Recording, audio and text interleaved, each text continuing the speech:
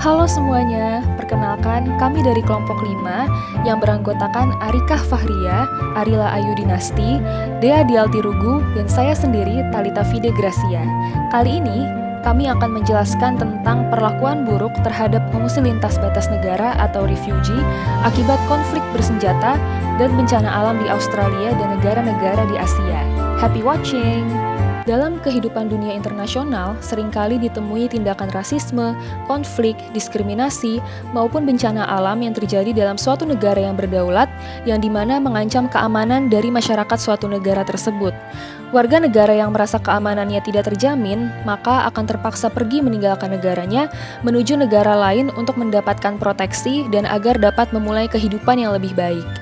Orang-orang yang meninggalkan negaranya ini disebut sebagai refugee atau pengungsi. Saat mereka meninggalkan negaranya, maka mereka akan berada di bawah hukum internasional atau international law dan tidak boleh dikembalikan ke negaranya apabila situasi dan kondisi tidak memadai untuk menunjang keamanan dan kebebasan mereka. Sudah banyak refugees yang datang ke negara-negara seperti Australia, Indonesia, dan Malaysia untuk menjadi tempat bernaungnya. Contohnya seperti pengungsi Rohingya. Etnis Rohingya ini berasal dari negara Myanmar, tepatnya di Rakhine bagian barat Myanmar. Etnis ini merupakan etnis yang menganut agama Islam.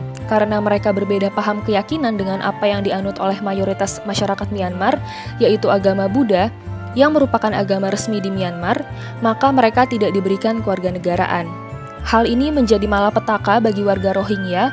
Dengan tidak memiliki kewarganegaraan, maka mereka tidak memiliki hak untuk dilindungi sebagai warga negara, serta mereka tidak memiliki kebebasan dan hak-hak yang seharusnya mereka miliki menjadi terbatas, sehingga etnis ini tidak memiliki hak untuk berkontribusi dan menjalani kehidupan selayaknya warga negara. Etnis Rohingya sudah beberapa kali mendatangi Indonesia dan Malaysia untuk kabur dari Myanmar, dengan harapan agar dapat memulai hidup yang baru. Tetapi rencana mereka tidak selalu berjalan dengan efektif karena di negara tempat mereka bernaung, mereka masih mengalami kekerasan yang dilakukan oleh oknum yang tidak bertanggung jawab. Seperti yang pertama, pelanggaran HAM yang dilakukan Australia. Australia menolak kedatangan para pengungsi yang datang untuk mendapatkan perlindungan. Australia mengirim para pengungsi yang berada di perairannya ke Indonesia dengan menggunakan sekoci. Tindakan ini dilihat sebagai aksi pelanggaran atas international law serta prinsip-prinsip HAM karena Australia sebagai negara yang telah menandatangani Konvensi Pengungsi tahun 1951 berkewajiban untuk melindungi setiap refugee yang berada di wilayah Australia selama mereka tidak memberikan ancaman terhadap keamanan nasional dan ketertiban umum. Australia menolak perahu yang berisikan 65 pengungsi asal Myanmar, Bangladesh, dan Sri Lanka. Pada bulan Oktober tahun 2015, terdapat laporan dari Amnesty International bahwa pihak Australia melakukan ancaman terhadap refugees dan menyuap awak kapal yang berasal dari Indonesia untuk kembali. Dapat dilihat bahwa Australia telah melakukan pelanggaran HAM terhadap pengungsi lintas batas negara. Yang kedua, pelanggaran HAM yang dilakukan oleh Indonesia.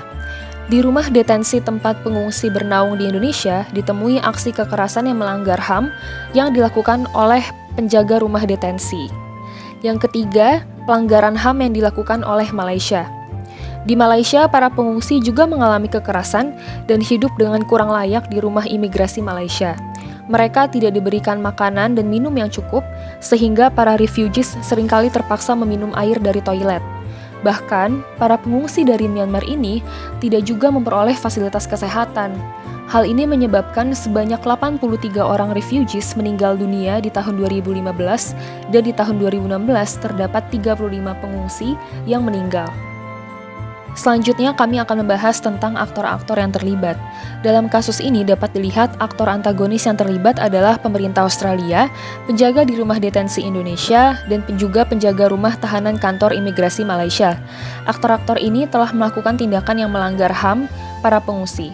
Tentunya dalam kasus ini ada aktor yang terlibat aktif dengan peran protagonis, yaitu pemerintah Indonesia yang berbaik hati menampung para pengungsi yang ditolak di Australia untuk sementara dengan memberikan perlindungan dan menerima mereka. Lalu ada Volker Turk yang merupakan asisten komisioner tinggi untuk pengungsi yang mendorong dan menegaskan bahwa para pengungsi di Australia harus diproses di sana. International Organization on Migration atau IOM memiliki peran penting juga dengan memberikan tunjangan sosial kepada seluruh refugees, walaupun dalam jumlah sedikit, tapi dapat membantu para refugees yang di Indonesia. Lalu ada Komisi Hak Asasi Malaysia, juga berperan dalam menguak pelanggaran HAM yang terjadi di rumah tahanan kantor imigrasi Malaysia. Selanjutnya, yang terakhir adalah United Nations High Commissioner for Refugees atau UNHCR berperan besar dalam membantu refugee dan membantu memberikan saran kepada pemerintah dalam menangani permasalahan refugee. Selanjutnya kami akan membahas tentang tindakan yang dilakukan. Untuk mengatasi permasalahan refugees Rohingya ini, aktor-aktor yang terlibat juga memikirkan jalan keluar dan solusi yang tepat bagi masalah ini, yaitu dengan menyiapkan tindakan-tindakan yang strategis dan sekiranya dapat membantu. Berikut tindakan-tindakan yang dilakukan para aktor. Yang pertama, ada pemerintah Indonesia. Sebagai aktor protagonis yang merasa bahwa memiliki latar belakang yang sama dalam faktor agama, yaitu di mana mayoritas masyarakat Indonesia beragama Islam, dan mengingat etnis Rohingya menganut agama Islam juga. Dengan begitu, Indonesia ingin membantu etnis Rohingya tidak hanya dengan karena memiliki rasa kebersamaan dari agama, tetapi juga dalam menjunjung tinggi nilai HAM. Para pengungsi Rohingya yang berdatangan ke Indonesia menetap di Aceh. Temporary shelter yang dibangun di sekitar daerah Lok Semawe, Aceh Tamiang, Langsa, dan Aceh Utara. Pondasi pemerintah Indonesia membantu etnis Rohingya adalah dengan mengangkat Undang-Undang Nomor 39 Tahun 1999, dan tidak hanya pemerintahnya saja yang ikut serta membantu etnis Rohingya dalam bertahan hidup. Masyarakat Indonesia juga turut serta membantu lewat pembukaan donasi yang dilayani oleh platform pengumpulan dana. Masyarakat dapat mengirimkan makanan, minuman, ataupun kebutuhan hidup lainnya yang sekiranya dibutuhkan oleh etnis Rohingya melalui platform donasi tersebut. Masyarakat juga terus mendukung pemerintah dalam penyampaian niat baiknya untuk membantu etnis Rohingya melalui Kementerian Luar Negeri. Masyarakat berharap bahwa Kemenlu dapat bernegosiasi dan mempengaruhi Myanmar, negara asal etnis Rohingya, untuk memberikan HAM yang sesuai dan layak bagi etnis Rohingya. Kemudian, masyarakat juga melakukan aksi demo yang tidak anarkis di depan kantor Kedutaan Besar Myanmar di Jakarta. Masyarakat juga membuat komunitas atau sekumpulan orang yang membantu untuk menghentikan sebaran hoaks mengenai etnis Rohingya. Selanjutnya ada pemerintah Malaysia. Sebagai negara tetangga Indonesia, sudah dipastikan Malaysia juga terkena dampak dari mengungsinya etnis Rohingya. Menurut pemerintah Malaysia, apa yang telah dilakukan Myanmar sebagai negara asal dari etnis Rohingya adalah bentuk dari pemusnahan etnis. Tidak hanya itu, saat ini Malaysia dan UNHCR juga sedang menyusun skema untuk etnis Rohingya dapat bekerja secara legal di Malaysia. Selanjutnya ada pemerintah Australia. Selain mengungsi ke Indonesia dan Malaysia, etnis Rohingya juga mengungsi ke Australia dan juga Bangladesh. Di Australia sendiri, pemerintah akan memberikan uang sebesar $25.000 Australia, asalkan para pengungsi kembali ke negara asalnya, Myanmar. Mengikuti jejak negara-negara yang didatangi oleh para pengungsi Rohingya, Australia juga memutus hubungan kerjasama dengan Myanmar, dan juga pemerintah Australia siap memberikan bala bantuan dan menyediakan segala kebutuhan etnis Rohingya untuk bertahan hidup. Australia memutus hubungan kerjasama dengan Rohingya dikarenakan serangan militer dari rezim pemerintahan Myanmar itu semakin sering menyerang para pendukung anti kudeta, sehingga pemutusan hubungan kerjasama ini paling terlihat di sektor pertahanan antara Australia dan Myanmar. Berikutnya kami akan membahas tentang tantangan yang dihadapi. Tentunya dalam menolong sebuah etnis yang tidak dianggap oleh negara aslinya, terdapat berbagai macam tantangan, apalagi negara lain yang sebenarnya hanya terkena imbas dikarenakan kelompok etnis tersebut pindah dan mengungsi ke negara-negara tersebut. Dan niat dari negara-negara tersebut hanyalah ingin membantu dan menyadarkan negara asalnya agar mampu untuk menumbuhkan rasa empati dan menjunjung tinggi nilai HAM. Seperti yang terjadi pada Malaysia, ketika rakyat Rohingya di Malaysia bersama warga Malaysia melayangkan bentuk protesnya terhadap Myanmar melalui aksi unjuk rasa yang dihadiri Perdana Menteri Malaysia, pemerintah Myanmar tidak bisa menerima hal itu, karena menurut pemerintah Myanmar, seharusnya Malaysia itu memegang teguh prinsip non-intervensi karena Malaysia dan Myanmar ada di satu kawasan yang sama, yaitu Asia Tenggara, dan juga sebagai negara yang sama-sama bergabung dengan ASEAN.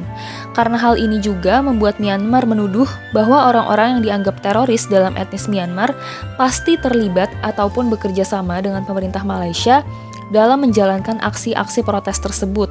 Karena kekesalan dan tuduhan ini pun membuat Myanmar semakin menyiksa etnis Rohingya dengan melaksanakan operasi pembersihan di wilayah Rakhine. Lalu ada Australia. Di Australia sendiri, karena pemerintah Australia berniat membiayai etnis Rohingya asalkan mereka kembali ke negara asalnya, dengan adanya pemberlakuan kebijakan Stop the Boat, membuat kecaman bahwa dengan tindakan yang dilakukan Australia seperti itu, secara tidak langsung mengusir etnis Rohingya dan dianggap menyerang moral etnis Rohingya. Tantangan yang terakhir datang dari ASEAN. Dengan posisi Myanmar sebagai anggota ASEAN, tidak dapat membantu apalagi menjamin kebebasan Rohingya dan memberikan kehidupan yang layak pada etnis tersebut. Hal ini dikarenakan ASEAN memiliki semangat komunal kedaulatan yang tinggi dan juga prinsip non-intervensi yang menghambat perwujudan HAM di Myanmar untuk Rohingya.